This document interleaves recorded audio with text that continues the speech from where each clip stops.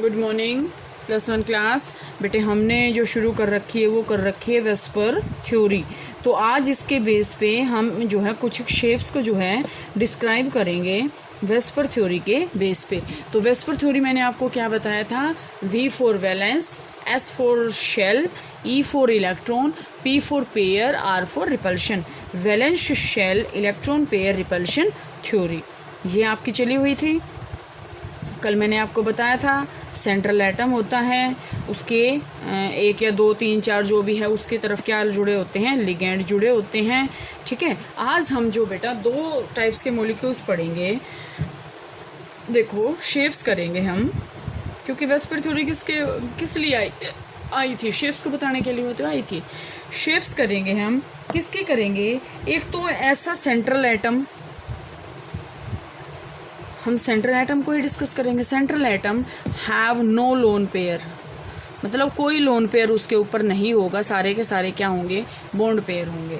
इसके बाद दूसरी जो शेप करेंगे वो हम करेंगे shapes of molecule in which central atom have 1 और 2 लोन पेयर, या तो एक लोन पेयर है या फिर 2 लोन पेयर हैं। तो आज हम ऐसे केस को डिस्कस करेंगे। तो इसके बेस पे बेटा सबसे पहले देखो हम एग्जांपल लेते हैं। एग्जांपल लेंगे, आपकी बुक में भी गिवन है एग्जांपल। हमने पहला ले लिया बेरिलियम क्लोराइड BeCl2। सबसे पहले शेप को करने से पहले हम इसका लेविस स्ट्रक्चर ड्रॉ करेंगे।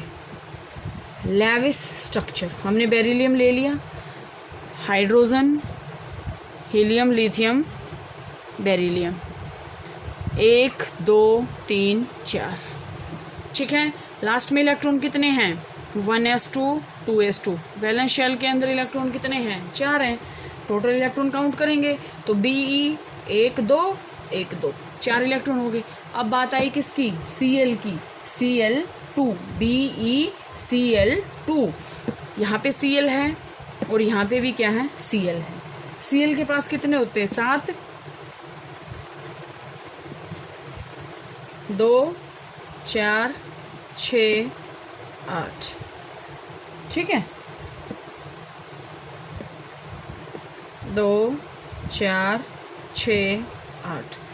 वैलेंस शेल के अंदर 2 इलेक्ट्रॉन है बेटा इसके, मैंने गलती से 4 बोल दिया था ना। तो वैलेंस सेल के अंदर लास्ट शेल के इलेक्ट्रॉन भरते हैं ना हम, तो लास्ट शेल के इलेक्ट्रॉन कितने हैं, 2। तो एक हमने यहाँ कर दिया, एक हमने यहाँ कर दिया। चाहे इसको मिटो लो आप, इसको कर लो यहाँ पे, एक इसका एक इसका, एक इसका और एक इसका, ऐसे ही है। हो गया ऑक्टेट कंप्लीट, इसका भी कंप्लीट है और इसका भी कंप्लीट है। ठीक है, तो अब आपके पास क्या आया बेटा कि अब इसमें देखो मैंने आपको बताया था कि जो रिपल्शन होगा ना वो मिनिमम होना चाहिए। तो रिपल्शन मिनिमम कब होगा, अब जैसे यहाँ पे बेरिलियम है, अगर ये दोनों मॉलिक्यूल को ऐसे कर लेगा तो रिपल्शन क्या है, मैक्सिमम नहीं हो जाएगा, क्योंकि जितना पास मॉलिक्यूल होएगा उतना ही ज़्यादा रिपल्शन शो करेगा।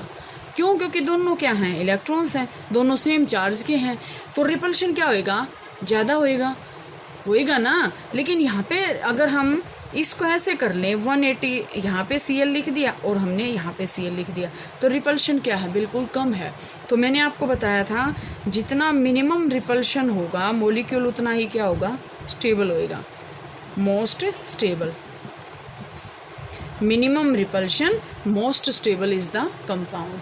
तो इसकी शेप आपके पास अगर हम बात करें तो इसकी शेप बेटा क्या आ जाएगी, इसकी शेप आ जाएगी आपके पास लीनियर। अगर कोई सेंट्रल एटम सिर्फ 2 ही मॉलिक्यूल से घिरा हुआ है तो आपके पास शेप कैसे आएगी बेटा, शेप आएगी इसकी लीनियर। ठीक है, अगर मैं इसके एग्जांपल और बताऊं आपको तो बेटा एग्जांपल देखो ध्यान से, क्या क्या आ सकते हैं इसके एग्जांपल आ सकते हैं आपके पास BeF2, BeCl2 मैंने आपको करवा दिया, और आ सकता है HgCl2, ZnCl2। ठीक है, CO2 की भी ये शेप होती है, रेजोनेंस करवाया जब बताया था। C2H2 इथेन की बताई थी, 10th क्लास में भी था, HCN। ठीक है, ये शेप जो है इसकी होती है। तो इसको बेटा हम यहाँ तक करेंगे इसके बाद नेक्स्ट मॉलिक्यूल देखते हैं। देखो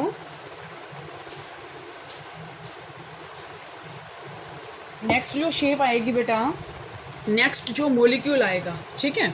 अब अगर हम मॉलिक्यूल को देखते हैं और की,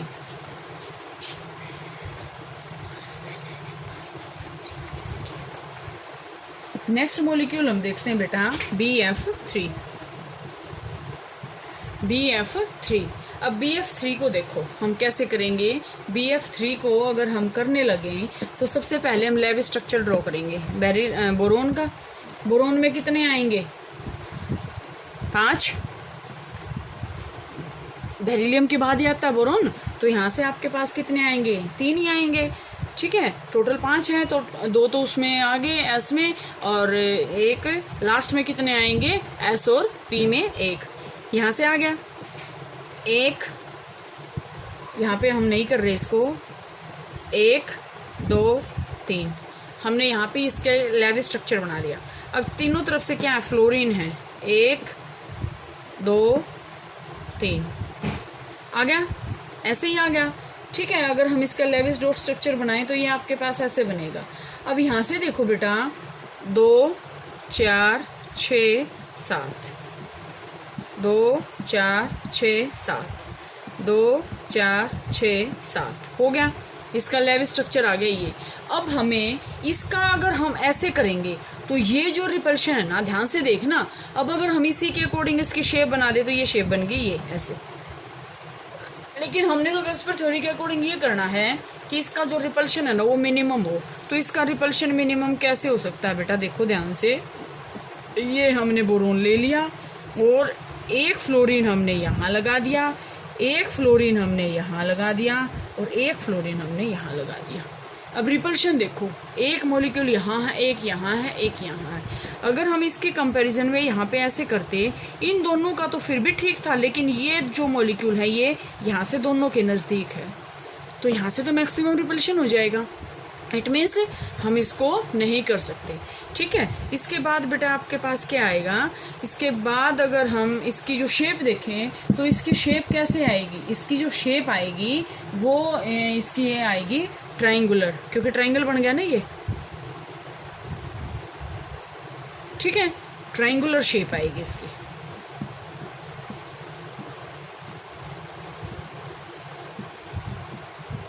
ओके, कैसी शेप आएगी? ट्रायंगुलर शेप BF3 की, ठीक है। अब अगर हम इसके एग्जांपल और देखें BF3 की तरह ट्रायंगुलर शेप किसकी आएगी?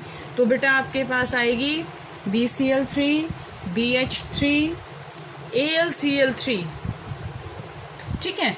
AlCl3, C2H4, C2H4, SO3, ठीक है। बेंजीन C6H6, ठीक है। तो यहाँ से बेटा आपके पास क्या आएगी? कार्बोनेट की भी ऐसे ही होती है, CO3 नेगेटिव की। तो यहाँ से बेटा आपके पास ये शेप आएगी CO3 नेगेटिव, या फिर जो ये मॉलिक्यूल्स हैं हम इसकी शेप को बोलते हैं ट्रायंगुलर शेप, ठीक है। तो बेटा 2 शेप मैंने आज आपको करवाई हैं, AB2 टाइप और AB3 टाइप। तो ये आप अच्छे से करेंगे, AB2 टाइप और AB3 टाइप, ठीक है। 2 शेप मैंने आज आपको करवाई हैं, तो ये आप अच्छे से करेंगे।